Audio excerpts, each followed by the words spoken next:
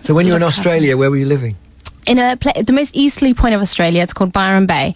Very major tourist destination. 10 years ago when I was there, not so much. These days, everybody knows Byron Bay. It's the surfers and the beaches, and it's absolutely beautiful. You've turned your back on all that. I have, in order to be with culture and to see art and to breathe history.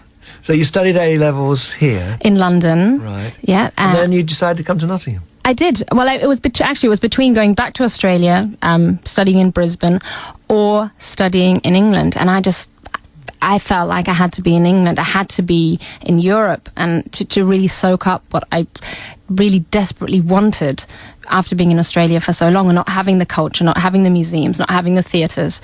And ultimately, I'm really happy with that choice, because I can't really see myself going back. Not yet, anyway. And Trent University is superb. I mean, for what you were doing, it was superb, isn't it? It is. It's one of the best in the country for photography. Is that right? Yeah.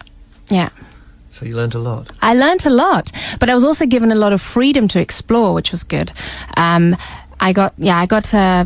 was able to experiment a lot, and I think that's really important, not to be too kind of structured at university. Yeah. And that's how you ultimately find what you want to do. That's how you find your feet. It's Almost Always Fiction in the End is the title of our exhibition that's opening at the Castle tomorrow and runs until January.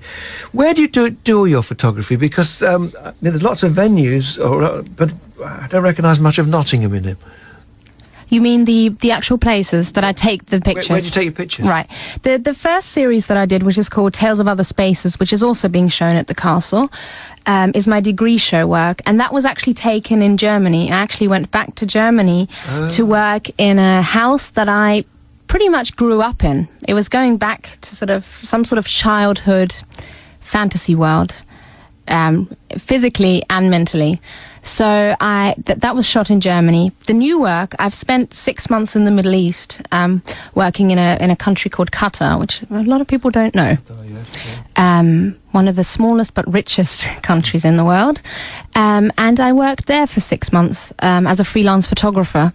And at the same time, when I wasn't working, and mostly at night, I went out and took pictures and created this series called It's Almost Always Fiction in the End. We can see at the Nottingham Castle. So, how do you earn your bread and butter? Well, that's a good question. Well, I mean, let's see if I sell at this exhibition. I may do. I freelance as a photographer. I freelance as an image editor and retoucher. So I'm still working with photography, but I'm not necessarily the photographer a lot of the time. I'm often behind the scenes. So how do you get that sort of work? I mean, who and where do we see that work then? Well, that's work that I do in London for agencies, for example, fashion agencies. Sometimes, they need people to actually sit down and retouch the images that have been shot. So I tend to do that. So you get some model who's got sort of a few wrinkles. And exactly, and I take the wrinkles away, yes. You make their legs longer? Occasionally. That's the sort of work that needs to be done. That's, quite well paid. And that's fairly flexible, because as an artist, as a photographer, when you're exhibiting in different places and you're still working on your own photography as well, you need to have a job that doesn't tie you down. You don't really want a 9-to-5 job, because it takes away your creativity in a lot of ways. So freedom is that freedom you really need in order to be creative. Now, I mean, I go back to the days of, they used to call them box brownies. And I go back to the days of old-fashioned photography where you couldn't touch things up. Mm-hmm. I mean, how much do you think that's wrong now? Because, I mean, you see a photograph and you say, that immediately you think that's stunning, and you think, the sky wasn't like that. I know it wasn't like that. Right. They fiddled it. Right. Well, I think that everything is played with these days. I mean, especially, adverts, especially photographs that are trying to sell you something. Even though I work digitally a lot of the times, and obviously, as soon as you load your digital images onto a computer and they go straight into Photoshop, you have that possibility to play with them. I don't manipulate. I don't change colors or anything like that. That's not really what the idea is, because yes, it is a fantasy world, but the way that I create fantasy is through the process of the camera through long exposure and through light that I've physically placed.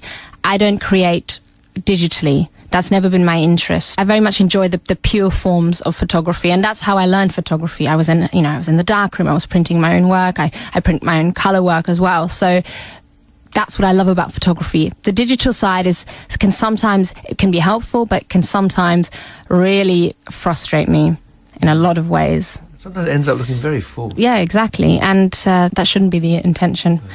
Well, good luck with this exhibition. Thank you. It's the big night tomorrow night. Tomorrow night is the private view, 6 till 8. But otherwise, it's on for quite some time. So, well, good luck with it. Thank you. Yeah, it's really lovely to talk to you, and congratulations. It really is. It is really unusual.